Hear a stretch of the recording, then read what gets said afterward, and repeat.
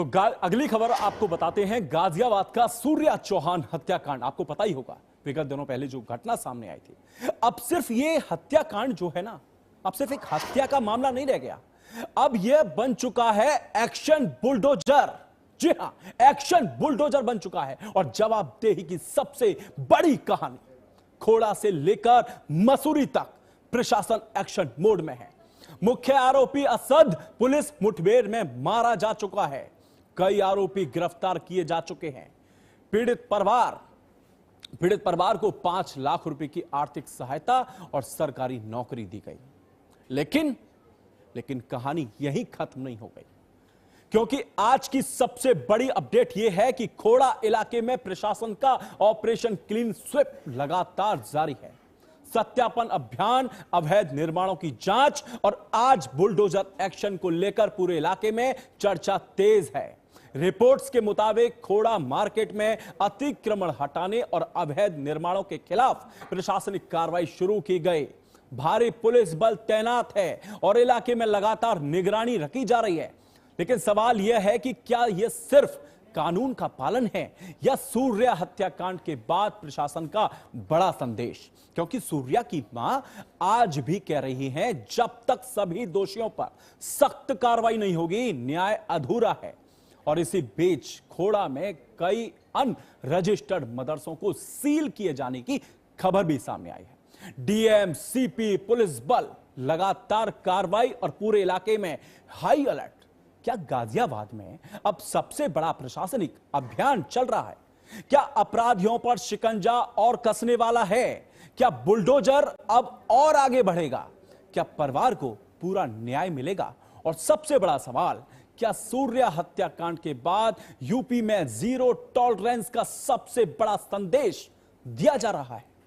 मुख्य आरोपी असद जो है पुलिस मुठभेड़ में मारा जा चुका है, ढेर किया जा चुका है उसे। कई आरोपी गिरफ्तार भी किए गए हैं। पीड़ित परिवार को 5 लाख रुपए की सहायता और सरकारी नौकरी, और अब इलाके में सत्यापन अभियान और अवैध निर्माणों पर कार्रवाई की खबरें सुर्खियां बटोर रही हैं। लेकिन क्या यही न्याय है या परिवार की मांग अभी भी अधूरी? क्योंकि सूर्या के परिजन साफ शब्दों में कह रहे हैं कि सभी आरोपियों पर सख्त कार्रवाई की जाए, सख्त कार्रवाई होनी चाहिए। आज हम पूछेंगे, क्या सूर्या हत्याकांड के बाद बदला है पूरा समीकरण? क्या प्रशासन का एक्शन अब और तेज होगा? और सबसे बड़ा सवाल, क्या पीड़ित परिवार को पूरा न्याय मिलेगा? तो जिस तरीके से 21 साल के सूर्या की हत्या के बाद अब पुलिस एक्शन मोड में है। जी हां, सीएम योगी आदित्यनाथ की जो पुलिस है वो एक्शन मोड में दिखाई देती नजर आ रही है।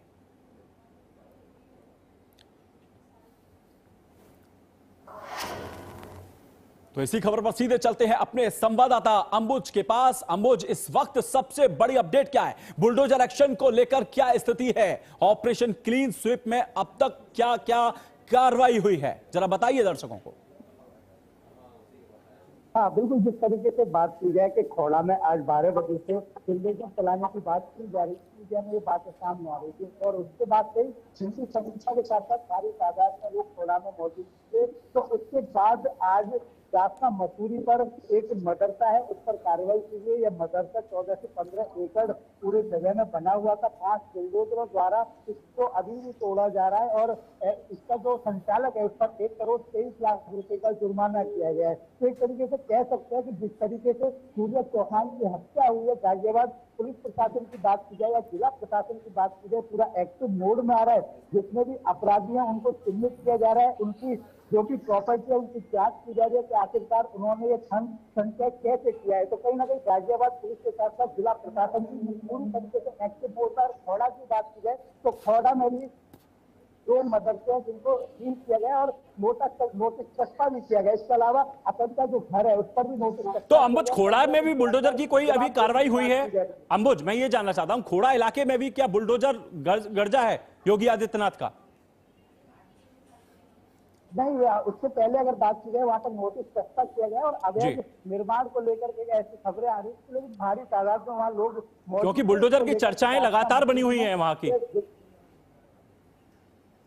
जी बिल्कुल, जिस तरीके से वहाँ उसकी जगह पर डासना में एक मदरसा है उसको तोड़ा गया है, 14 से 15 एकड़ जगह में ये बना हुआ था। और लेकिन कहीं ना कहीं प्रश्न आलोक भी खड़े होते हैं कि आखिरकार एक 20 शहर में 20 गांव में इतनी बड़ी इमारत बन जाती है तो ये सरकारी जितने भी मुलाजिम है उस समय क्या कर रहे होते, तो इतनी बड़ी तादाद पर यह मदरसा बन करके तैयार हो गया 14 से 15 एकड़ में, और अब उस पर कार्रवाई हो रही है। तो कहीं ना कहीं प्रश्न खड़े होते हैं कि उस समय पर यह जिला प्रशासन या पुलिस प्रशासन या खुफिया प्रशासन जी। ये आखिर करते क्या रहते हैं, तो इतनी बड़ी तादाद में अवैध निर्माण हो जाता है। जी चलिए अंबुज, बहुत बहुत धन्यवाद, आपने हमारे साथ खबर पे अधिक जानकारी दी।